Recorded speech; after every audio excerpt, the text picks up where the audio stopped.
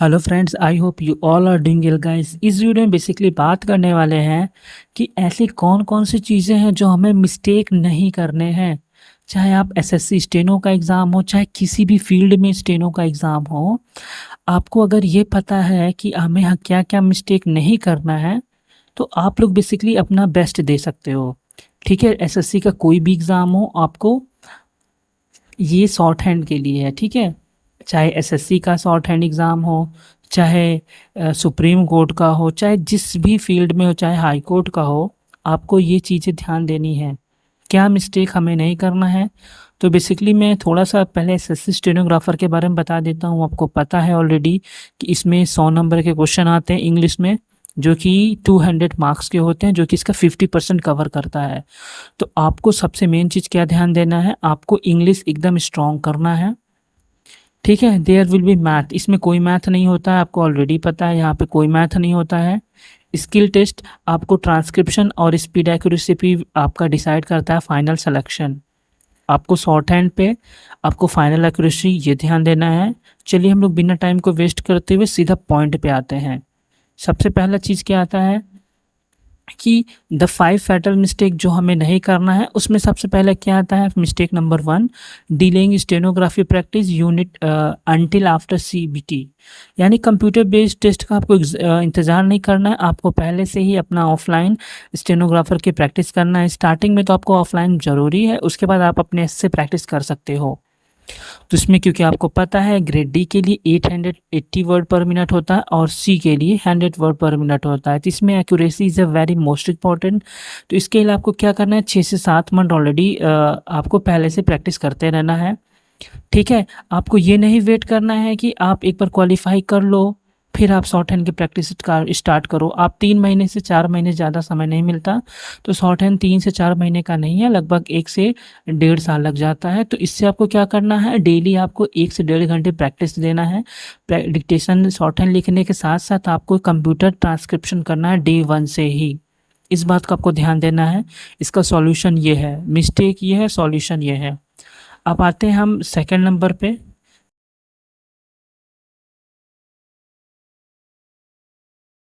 तो हमें दूसरे बात को क्या ध्यान देना है, कौन सा मिस्टेक नहीं करना है। इंग्लिश रूल्स, यानी जितने भी नरेसिव एक्टिव पैसिव और नरेशन है, जो कि एग्जाम में सीधा डायरेक्ट पूछता है, जो कि 20 नंबर का आता है, इस चीज़ को आपको नेग्लेक्ट नहीं करना है। और reading reading think grammar textbook line to line instead of prioritize high weightage chapter. यानी आप हाई वेटेज चैप्टर को आप लोग क्या करना है, अवॉइड नहीं करना है। इसका सॉल्यूशन मैं देता हूँ कि सॉल्यूशन क्या है, कि आपको master option elimination technique use करना है, जो कि आप वर्ब टेंस में यूज़ करते हो। किसके लिए यूज़ करना है आपको, नरेशन और इसके लिए।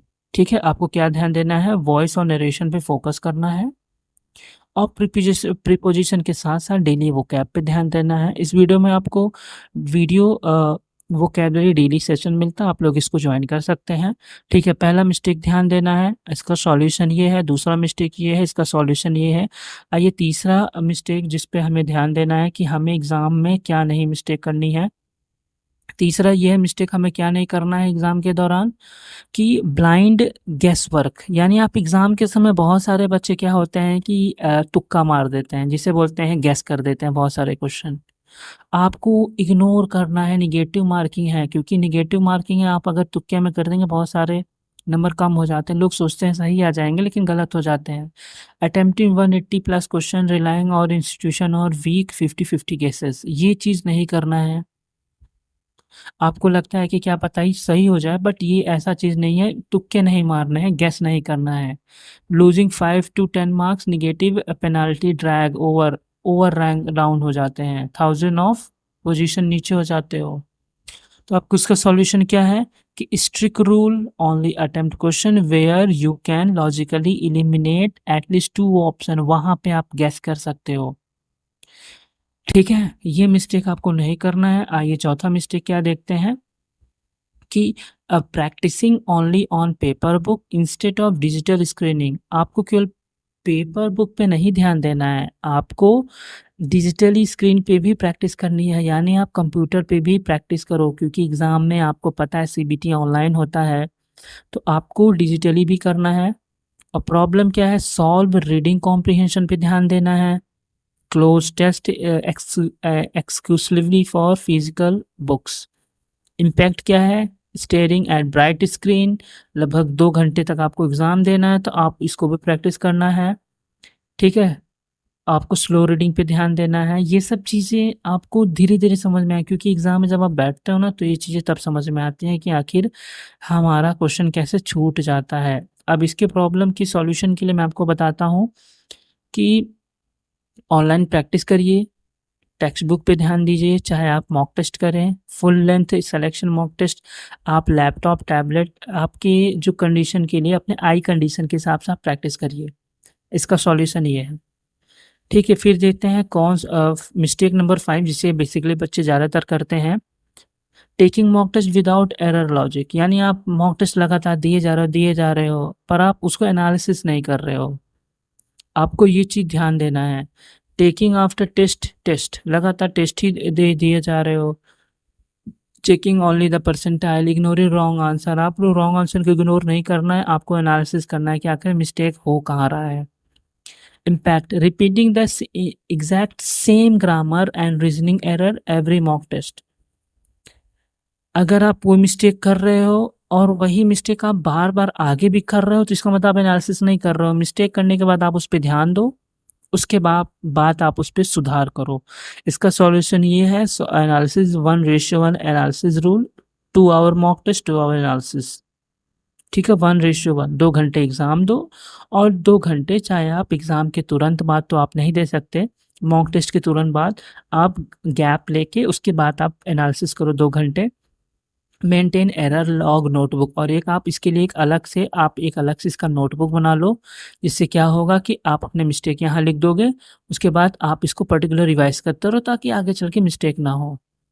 ठीक है, आई होप आपको समझ में आया होगा। एक बार मैं समरी पूरा बता देता हूँ कि हमें क्या-क्या मिस्टेक नहीं करना है।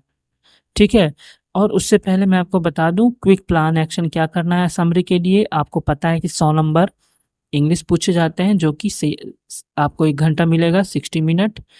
उसके बाद क्या है, इन चीज़ों पे ध्यान देना है। आपको रीजनिंग 50 क्वेश्चन आएँगे जो कि 13 मिनट का होगा। ठीक है, alphabet rank, skip complex puzzle on first attempt. ठीक है, आपको ये चीज़ ध्यान देना है।